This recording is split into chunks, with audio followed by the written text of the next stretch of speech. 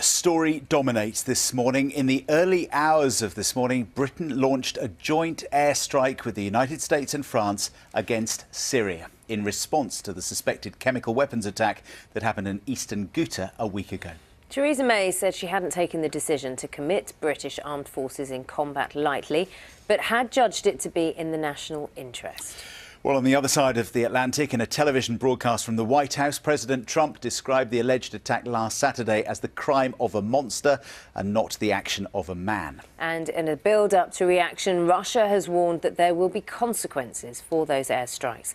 The Syrian government has described them as a flagrant violation of international law. Our first report is from Ben Ando. With afterburners glowing and loaded with Storm Shadow cruise missiles, 4 RAF Tornadoes take to the skies as Britain's contribution to raids launched overnight in response to Syria's alleged use of chemical weapons. Planes and missiles from the US and France joined the raid, and explosions were seen across Damascus as the Syrians launched their own defence rockets. This is not about intervening in a civil war. It is not about regime change. It is about a limited and targeted strike that does not further escalate tensions in the region and that does everything possible to prevent civilian casualties. The targets are said to be chemical weapons research centres on the outskirts of the Syrian capital Damascus and storage depots and a command post located about 15 miles west of Homs.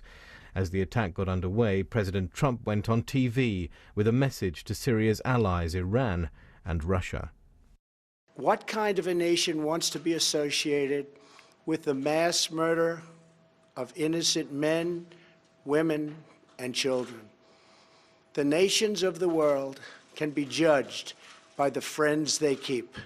No nation can succeed in the long run by promoting rogue states, brutal tyrants, and murderous dictators. Other reaction was confined to Twitter, Russia's US ambassador writing, "A pre-designed scenario is being implemented. Again, we are being threatened. We warned that such actions would not be left without consequences." While NATO Secretary-General Jens Stoltenberg tweeted that those using chemical weapons had to be held accountable. And the Foreign Secretary wrote that the world was united in disgust at the use of chemical weapons, especially against civilians. There was defiance on the streets of Damascus this morning, but the aim of these strikes was to get rid of Bashar al-Assad's illegal chemical weapons, not his regime. Ben Ando, BBC News.